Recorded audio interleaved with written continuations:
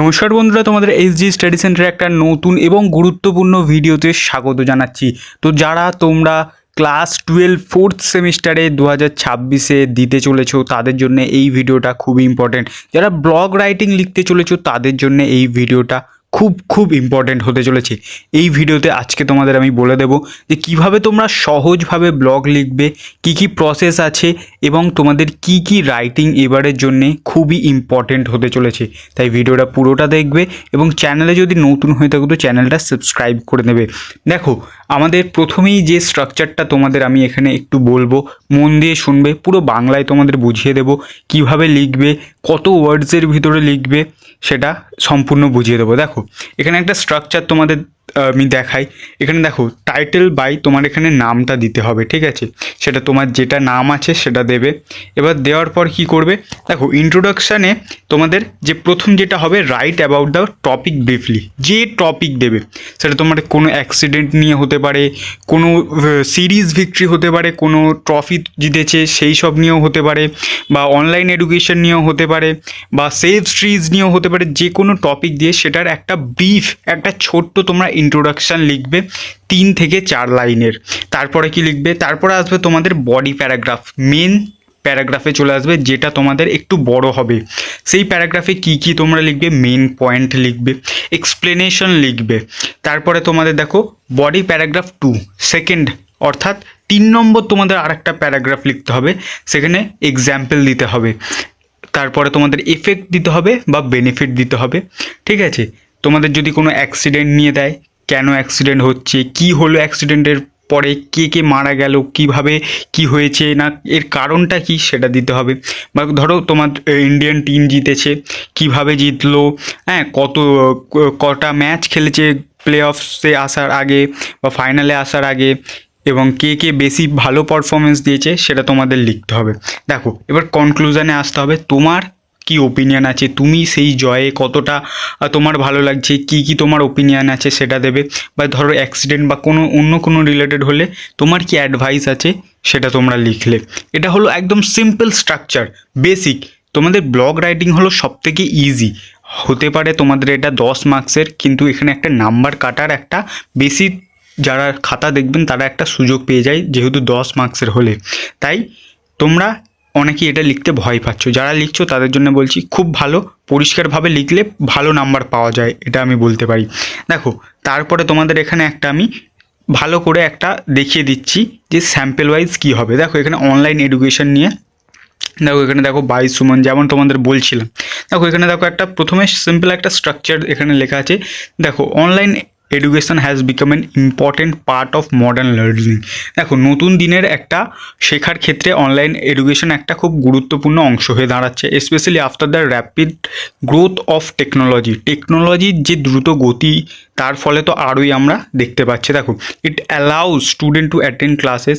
এটা স্টুডেন্টদের class attend করতে কিন্তু এখানে সাহায্য করছে। ওয়াচ লেকচার দেখার ক্ষেত্রে, and complete assignment using the internet use করে যেসব আমাদের অ্যাসাইনমেন্টগুলো দেয়, অর্থাৎ যে প্রজেক্টগুলো দেয় সেগুলো কিন্তু আমরা ইন্টারনেটের সাহায্য নিয়ে আমরা কিন্তু কমপ্লিট করতে পারছি। দেখো, this system has made education more flexible. এই যে সিস্টেমটা আছে এইটা কিন্তু এডুকেশনকে আরও ফ্লেক্সিবল করে দিয়েছে, আরও সহজ করে দিয়েছে। দেখো, এখানে বলছে অ্যাক্সেসিবল, মানে আরও সহজ বা আরও মানুষের কাছে সহজেই পৌঁছে যাচ্ছে, for learners across the world, পুরো দুনিয়া জুড়ে। দেখো, তারপর দেখো যেটা তোমাদের বলছিলাম, মেন একটা প্যারাগ্রাফ লিখতে হবে তোমাদের এখানে। One of the greatest advantages of online education is convenience. Student can study from home and save time that is usually spend on travelling. দেখো, অনলাইন এডুকেশনের ফলে কি হচ্ছে না, মানুষ যেগুলো আমরা কোচিং সেন্টারে যেতাম বা যে কোনো আমরা যেখানে গিয়ে পড়তাম, তার ফলে কি হচ্ছে না, একটা টাইম আমরা মাঝখানে আধা ঘন্টা থেকে 1 ঘন্টা কিন্তু আমরা বেঁচে যাচ্ছে, যেটা সত্যি একদম চিরন্তন সত্য। সেটা কিন্তু আমরা অন্য কাজে আমরা ব্যবহৃত করতে পারছি।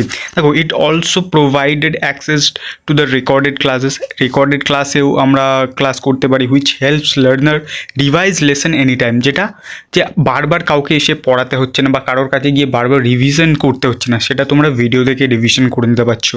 দেখো, online education is very useful for students living in remote areas, as it connects them to good teachers and quality study materials. Moreover, digital tools like videos, presentation and quizzes make learning more interesting and interactive. দেখো যারা অনেক এমন জায়গায় থাকে যেখানে ভালো quality teacher পাওয়া যাচ্ছে না, তাদের ক্ষেত্রে তো অবশ্যই এটা একটা গুরুত্বপূর্ণ জায়গা।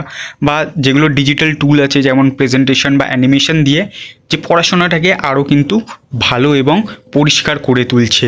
দেখো তারপরে দেখো তোমাদের যেটা বলছিলাম যে আর একটা তোমরা যেখানে লিখবে যে তোমাদের থার্ড যে point, however online education also has some limitation, যেখানে তোমাদের বলছিলাম না যে কজ এফেক্ট তোমাদের একটা পোর্শনে লিখতে হবে কি, lack of face to face interaction may reduce communication skill.